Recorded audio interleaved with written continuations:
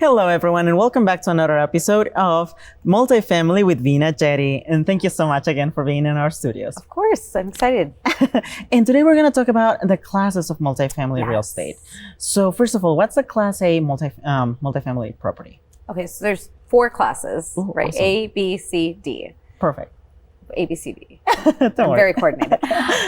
Okay, so your Class A assets are, think of when you're in Manhattan and you have like a door person and Ooh. maybe you have valet parking, or some of them now do like fridge restocking, Oh, laundry wow. service, things like that. Mhm. They have elevators. It's very high-end, expensive, think very, very high-end buildings. Class A can also be like a 2022 build or 2021 build in a nice location with elevators or high rise. So it really depends. And I'll tell you, A, B, C, and D, like these are all highly subjective. So it depends who's really talking about it. Because Oh. I might see an asset and say, hey, this is a Class B asset. And you're like, no, this is absolutely a Class C. What are you thinking? So Mhm. we're saying like in generality. So it's going to be a newer asset with nicer amenities. It's going to have those nice finishing, luxury, high-end touches on the asset. And it's going to be your most stabilized, meaning you're going to get your lowest amount of return on your dollars because it's theoretically the least amount of risk. Gotcha. And they would probably be even more expensive because Yes. since how new they are. Correct. And what about the Class B buildings, which are the favorite ones Yes, here? those are the favorite. So we like Class B because there's usually some amount of value add component where we can go in, we can add to the asset, we can beautify the asset, we can improve the asset. And that's really what we look for as part of our strategy. So Class B is really going to be, 1980s, maybe now closer to like 85 and newer. Depending on the asset, I might say like a 1982 or 1980s build is Class B, but it just depends on the specific asset. But generally, 80s, 90s, early 2000s is going to be your Class B. They're usually going to have nice amenities. They're going to be nice assets, but they're not going to be brand new. They're not going to be ultra luxury. They're going to be affordable for a lot of, the middle income working families. They might have a pool, a dog park, parking lots, valet trash. All of those wouldn't be unusual to see in a Class B asset. Now let's move on to Class C properties. Yes.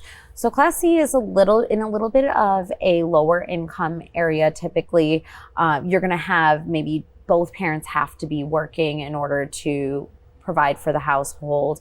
You're going to be maybe like 60s, 70s, maybe even 50s vintage could fall into this. It's going to have maybe boiler and chiller systems, maybe less amenities, might be in a less desirable area. So when we rate Class A, B, C, and D, we're not only rating the building, but we're also rating the location. So you can have a Class B asset in an A location because it's a highly desirable location, but the building might be older with less amenities. So it's important to know that's also part of what makes it subjective too. So this Class C is generally an older building that needs more work, hasn't been updated, or maybe is in the process of renovation, has some older building systems in it. And to be honest, from like other investors, I haven't heard that much about Class D. Yeah. Why is that? It's a high risk asset class. Now you can do really well in Class D assets because, again, risk adjusted returns. So you take more risk, you're going to get theoretically more return. But these tenants are generally lower income tenants. They can be something like Section 8 where you have government subsidies to help make it more affordable. These assets typically have no amenities. They probably don't have pools. It may be in an area that's not as desirable. Maybe it's not as walkable, or there's not really great schools there, or, whatever the tenant base is looking for is just, it doesn't really fit the same as A, B, or C tenants do. So Class D involves a lot more risk. I will say I've owned, it was a single family Class D asset. I bought it years ago because I got it like super cheap. Oh, wow. And it was my best cash flowing asset I've ever had if you look at just one unit.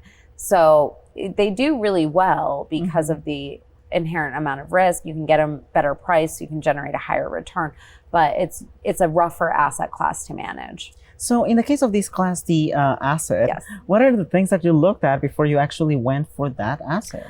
I don't know why I bought it, to be honest. It was like this townhouse in Dallas, and so it was close to me, I guess. I bought it. It was so cheap. I bought it for like $20,000 or $21,000. This was That's years a steal. ago. No Yes, kidding. this was years ago. It's since gone up to six-figure property, but sometimes it's better to be lucky than be good, right? So I was lucky in that one.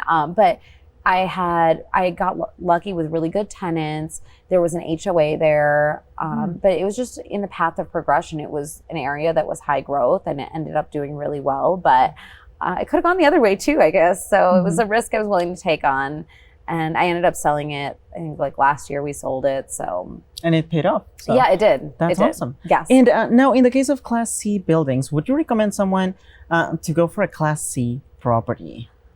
Yeah, I mean, I recommend someone to go for A, B, C, or D, whatever fits your investment criteria and your investment profile. There's ways to make money in all asset classes, whether it's multifamily, single family, commercial, notes. There's so many ways to make money. All I would say is try to laser focus on what you're trying to invest into. So if you want to be in multifamily, narrow it down. Do you want to be in Class A, Class B, Class C, Class D? And then as you get really focused and do really well in one area, you can start expanding out to other areas of multifamily or other business plans or even other asset classes. You can start adding those into your portfolio. And what are some of the advantages of having like multiple of these different properties? So let's say that I own a Class A and also Class B and a little bit of Class C as well in my portfolio. Well, I think it goes back to diversification, right? Because you're diversified, and when Class C did not do that well during COVID, Class A and B did really well. So you're hedging that investment. I would say the downside of it, and this is what I look at, it's hard to get really good if you are focused on so many different things. That's why I think focusing on one and then slowly expanding it, it's better to be, an inch wide and a mile deep than a mile wide and an inch deep, right? Because you don't know enough you don't become an expert in any one of those asset classes. So I always like to focus on one and then start adding asset classes as you grow, or find a sponsor. So if you do Class C assets and I do Class B assets, maybe I invest passively into your deals and I operate my Class B deals. So that's how I like to look at it.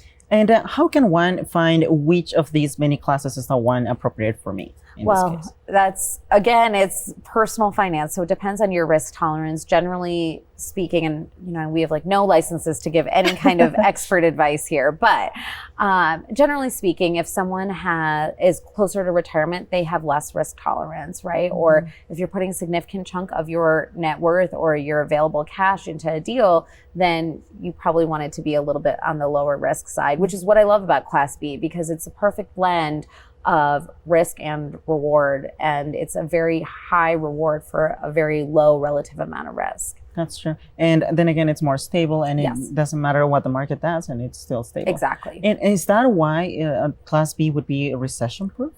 Yeah, I mean, I hate to use the word recession proof because it feels like that makes it seem like there's never any issues that come up, and every business. Let's call it resistant then. Yes, it's recession resistant. I like that.